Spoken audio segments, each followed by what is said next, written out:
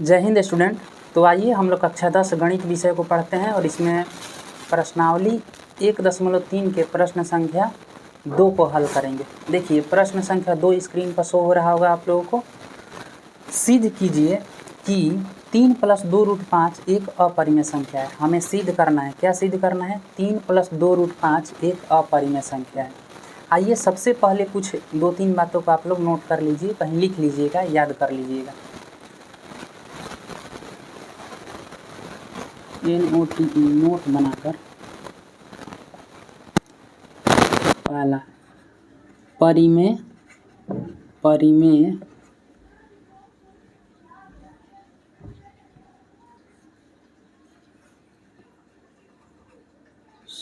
संख्या। देखिए किसी परिमेय संख्या में जब हम जोड़ते हैं या घटाते हैं किसी अपरिमेय संख्या को, अपरिमेय संख्या को, तो हमें क्या मिलेगा? अपरिमेय संख्या। अपरिमेय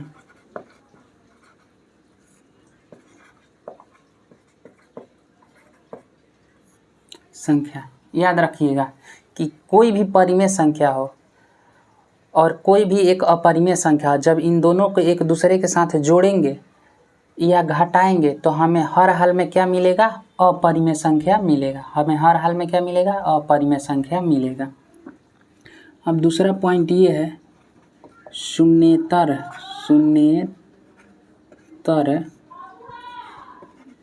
परिमेय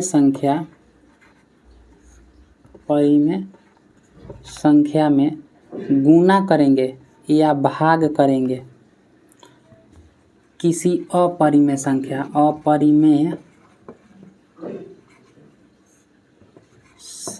से, तो हमेशा और हमेशा क्या मिलेगा? अपरिमेय संख्या ही मिलेगा। अपरिमेय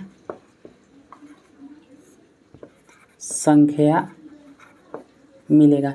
शून्येतर परिमेय संख्या का मतलब क्या हुआ? देखिए शून्य क्या है, यानी जीरो क्या है? जीरो भी एक परिमेय संख्या है ना, तो सिर्फ जीरो को छोड़ देना है।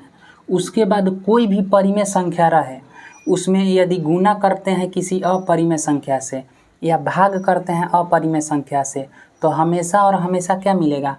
अपरिमेय संख्या ही मिलेगा। आप लोगों को याद करने का बस एक ही तरीका रखना है कि किसी भी परिमेय संख्या में अपरिमेय संख्या को जोड़ेंगे, घटाएंगे, गुणा करेंगे या भाग करेंगे, हमेशा और हमेशा क्या मिलेगा? अपरिमेय संख्या मिलेगा।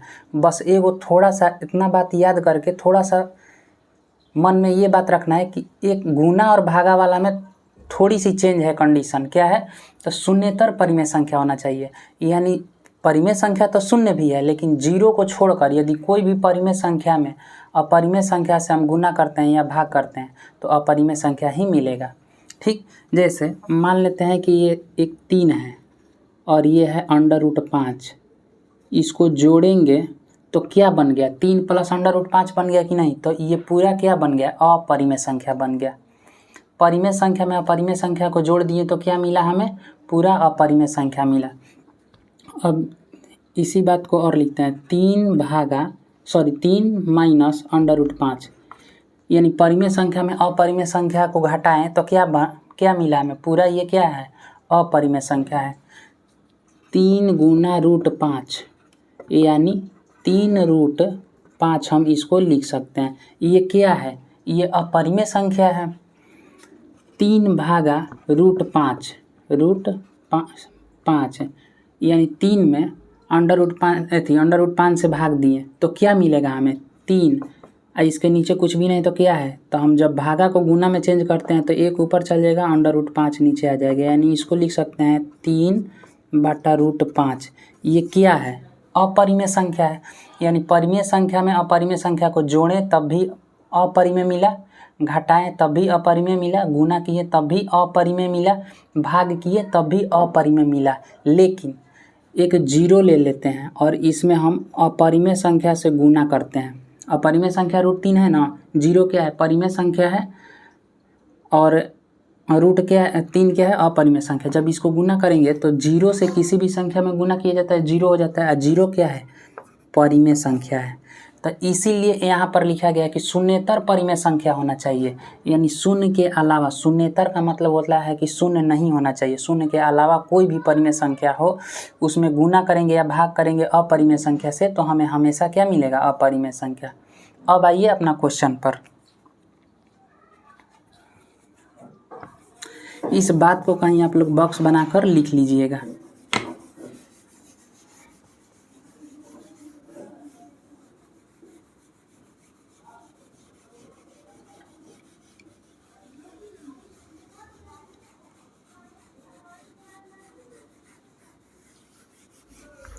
चलिए देखिए, हम लोगों का प्रश्न क्या है कि सिद्ध कीजिए कि 3 + 2√5 एक अपरिमेय संख्या है। तो हम क्या बताएं कि जब भी अपरिमेय संख्या सिद्ध करने वाला क्वेश्चन हो तो उसको क्या मानना है, मान लेना है कि वह परिमेय संख्या है।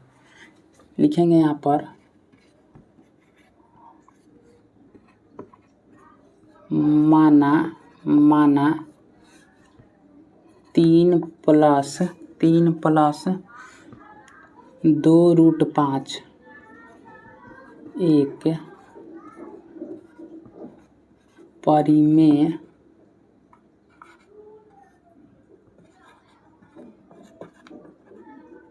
संख्या है। ठीक, अपरिमेय सिद्ध करना है तो इसको हम लोग गलत मानेंगे, कल्पना गलत करेंगे। क्या मान लिए, 3 + 2√5 क्या है, परिमेय संख्या है।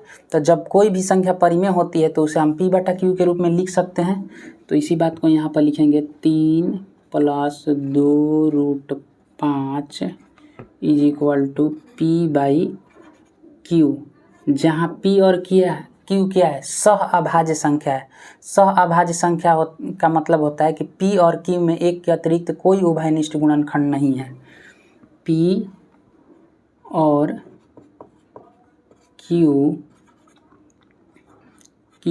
है, दो जैसा दिखाई दे रहा है, Q लिखा है, Q सह अभाज्य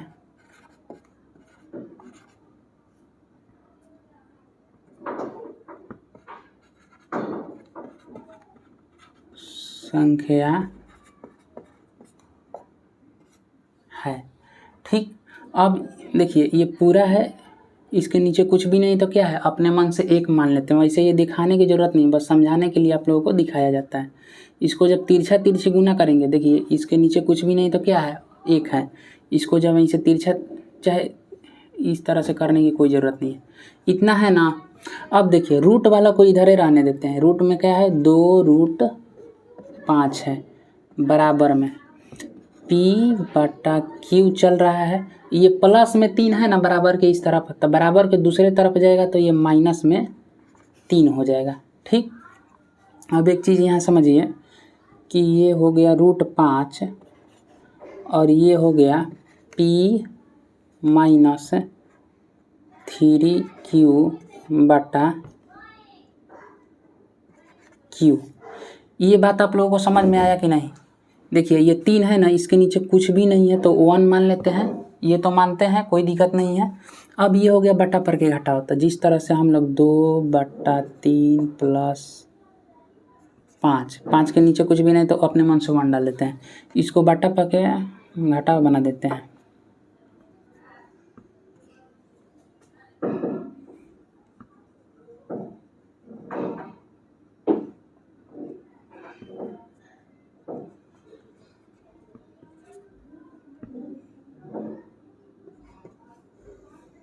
देखिए मान लेते हैं कि 7/3 है, -2/1 घटाव आप लोगों को आता है, बस यहाँ समझाने के लिए, जिसको नहीं आता है बस उसको समझाने के लिए बता दे रहे हैं।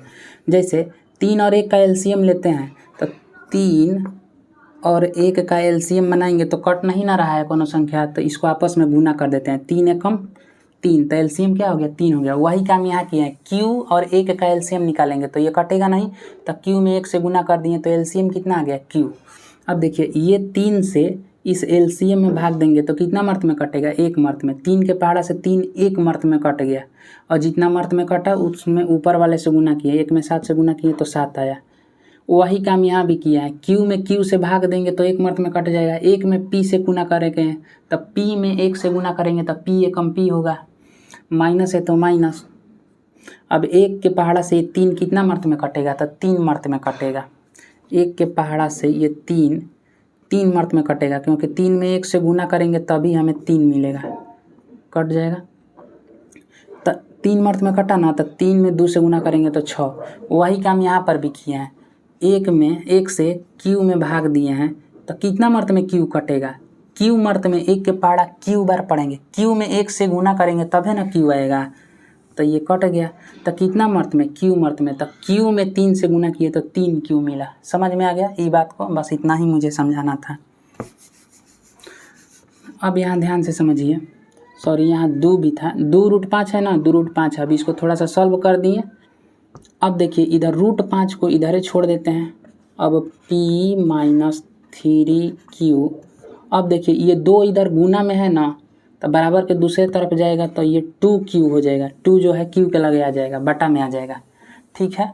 अब इसको लिखेंगे समीकरण नंबर 1, ओके। अब एक बात बताइए, P और Q क्या है, पूर्णांक है। P और Q क्या है, पूर्णांक है, पूरा संख्या है। तो देखिए यहाँ पर P है, पूर्णांक है, यहाँ पर P पूर्णांक है, Q पूर्णांक है, यहाँ पर भी पूर्णांक है। तो ये जो भी संख्या दिखाई दे रही है ये P/Q यानी अंश बटा हर के रूप में हमें दिखाई दे रही है। तो जो अंश बटा हर के रूप में जिसे लिखा जा सकता है उसे परिमेय संख्या कहते हैं। तो यहाँ लिखेंगे कि समीकरण 1 से P-3Q/2Q एक परिमेय संख्या है, इसलिए ई परिमेय संख्या जो है √5 के बराबर है। तो हम कह सकते हैं कि जब हई परिमेय संख्या है तो ये भी परिमेय संख्या होगी कि नहीं होगी। तो इसी बात को लिखेंगे कि समीकरण 1 से स्पष्ट है कि P-3Q/2Q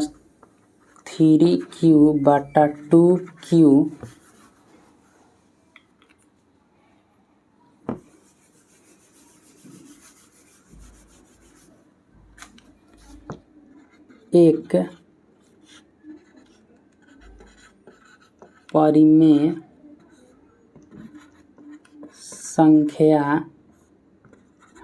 है, इसलिए √5 भी एक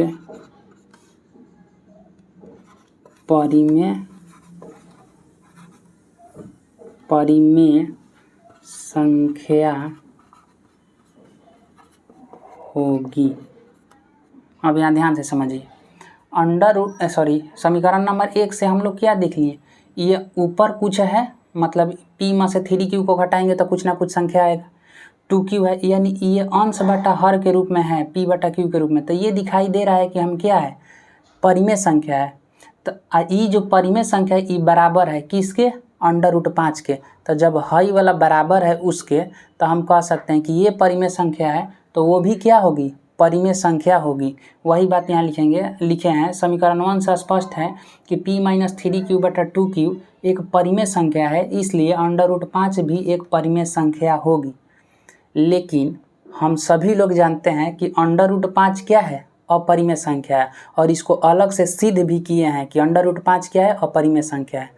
तो इससे इस तथ्य का विरोध हो रहा है कि नहीं कि √5 एक अपरिमेय संख्या है, विरोध हो रहा है। हम सभी लोग जानते हैं कि √5 क्या है, अपरिमेय संख्या है, लेकिन यहाँ से स्पष्ट हो गया कि √5 भी क्या है, एक परिमेय संख्या है।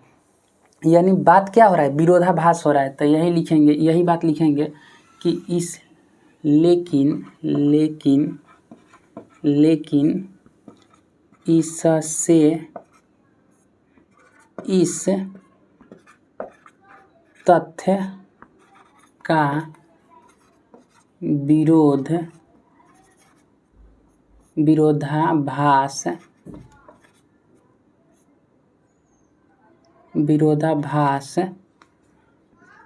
हो रहा है कि √5 एक अपरिमेय संख्या है। अच्छा, ऐसा क्यों हुआ? क्योंकि हम लोग गलत माने हैं। यह हमारी त्रुटिपूर्ण कल्पना के कारण हमें प्राप्त हुआ। हम लोग 3 + 2√5 को क्या मान लिए हैं? परिमेय संख्या माने हैं। तो शुरू में बताए भी थे कि 3 + 2√5 अपरिमेय संख्या सिद्ध करना है, तो हम लोग उल्टा मानते हैं, गलत मानते हैं परिमेय संख्या। तो ऐसा हमारी गलत मान्यता के कारण हुआ है। तो यहाँ पर लिख देंगे ऐसा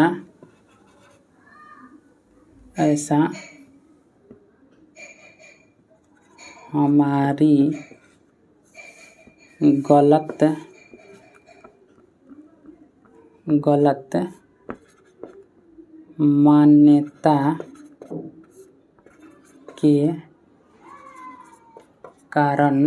के कारण हुआ है। अतः हम निष्कर्ष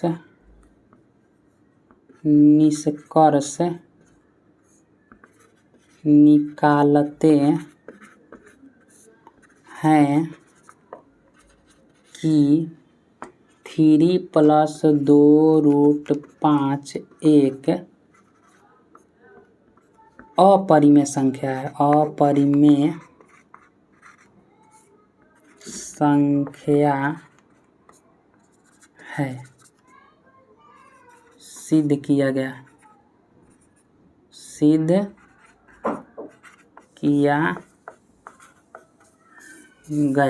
ठीक है ना। जब भी इस तरह का, देखिए 2 तरह के क्वेश्चन पूछता है कि √2 सिद्ध कीजिए अपरिमेय संख्या है, √3 अपरिमेय संख्या सिद्ध करना है, √5 अपरिमेय संख्या सिद्ध करना है। तो उसको हमें सिद्ध करना है, तो उसमें हम लोग सिद्ध करना सीख चुके हैं इससे पहले के क्लास में। अब दूसरा टाइप आता है कि 3 + 2√5 कहेगा, 3 - 2√5 कहेगा, या इसी तरह से कुछ, यानी परिमेय संख्या और अपरिमेय संख्या को मिला कर देगा और तब बोलेगा कि सिद्ध कीजिए कि यह अपरिमेय संख्या है। तो उसमें ज़्यादा कुछ नहीं करना है, बस यही काम करना है कि सभी को अपरिमेय संख्या सिद्ध करने के लिए परिमेय संख्या मानना है। उसके बाद P/Q के रूप में लिखना है। उधर क्या है, प्लस है तो इधर जाएगा तो माइनस में। इसी तरह से सॉल्व करके समीकरण नंबर 1 तक यहाँ पहुँच जाना है। अंडर रूट वाले को एक तरफ छोड़ देना है, बाकी दूसरे तरफ लाना है। जो दूसरे तरफ सब आ जाएगा तो वो परिमेय संख्या के रूप में ही रहेगा, तो उसको लिखेंगे कि परिमेय संख्या, लेकिन उसी के बराबर हमें समीकरण बता रहा है कि अंडर रूट 5 है। उस हिसाब से देखा जाए तो अंडर रूट 5 भी क्या है, अब परिमेय संख्या है। लेकिन हम सभी लोग जानते हैं कि अंडर रूट 5 क्या है, अपरिमेय संख्या है। तो यही बात लिखेंगे कि इससे इस तथ्य का विरोधाभास हो रहा है कि अंडर रूट 5 एक अपरिमेय संख्या है। तब ऐसा क्यों हुआ? तो ऐसा हमारी गलत मान्यता के कारण हुआ है, प्राप्त हुआ है। अतः हम निष्कर्ष निकालते हैं कि 3 + 2√5 क्या है, अपरिमेय संख्या। बस इसी तरह से ये एक फिक्स पैटर्न है इस तरह के क्वेश्चन को सॉल्व करने का। तो आज के लिए इतना ही, फिर मिलते हैं अगले क्लास में। जय हिंद।